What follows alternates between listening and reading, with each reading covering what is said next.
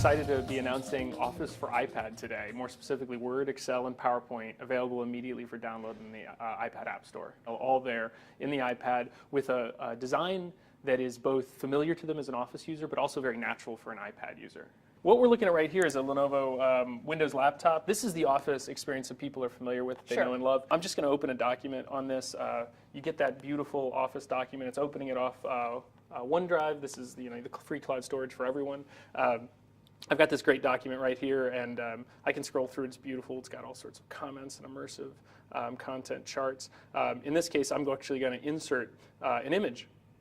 This is a document about music, so I'm going to insert an image, and I'm going to insert it right off the web. I can do that. I can insert it just from clipart, or in this case, Bing. So let me just do a quick search for an image about music, see if I find something good. Yeah, there's an image right there. Word music, that's pretty straightforward. So there it is. Now, that's an experience that people are used to. That's the experience they've come to know with Office. But if I've got to leave the office, I've got to run out of my house, and I want to pick up where I left off, I can do that now with Word for iPad. So in this case, I open Word for iPad. I've got a list of the most recent documents that I've used right there in OneDrive, and there's that first document that I just was changing over here on my Windows PC. There it is, and I can see there's that image I just inserted. Maybe I don't like the way it looks. Maybe I want to modify how the text wraps around it. Maybe I want to move it. Maybe I want to make it a little smaller. Maybe I want to drag it around and put it in a different place in the document to where I like. And there we go. Just like that, I've managed to extend my Office experience to the iPad with a rich and immersive Word for iPad experience. Any limitations on the tablet format on iPad? We really focused on building an experience from the ground up that's designed for the iPad. So we focused on the scenarios that we think are most practical and most important for users. We did a bunch of testing to make sure we address the things that are the most common things people want to do on this device. And that extends to Word, Excel, and PowerPoint. And in fact, let me show you Excel in this case. The first thing you'll notice is this is Excel. It's unmistakably Office. It looks and feels like the Excel people have come to know. I've got rich content, charts, and graphs. I can do things like change my charts.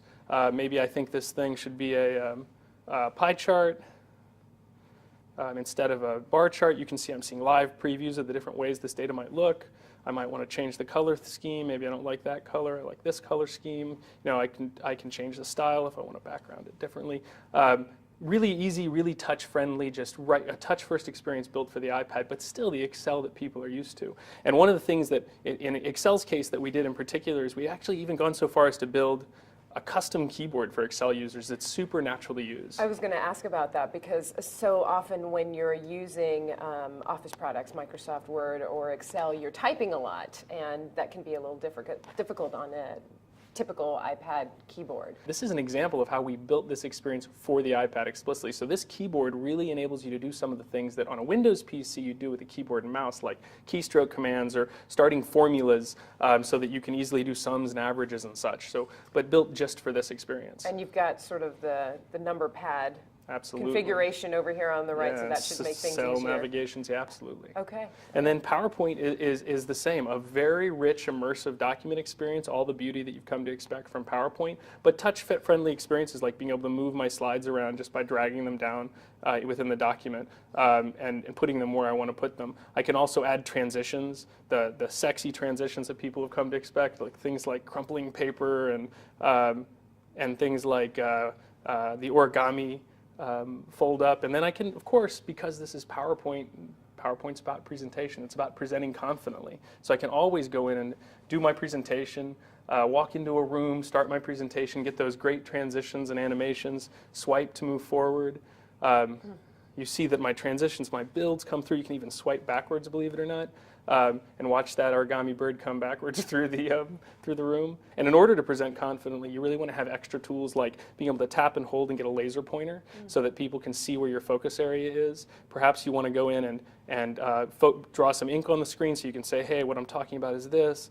I'm talking about this point right here. Maybe I want to pick up a highlighter and highlight the thing that I want to focus on.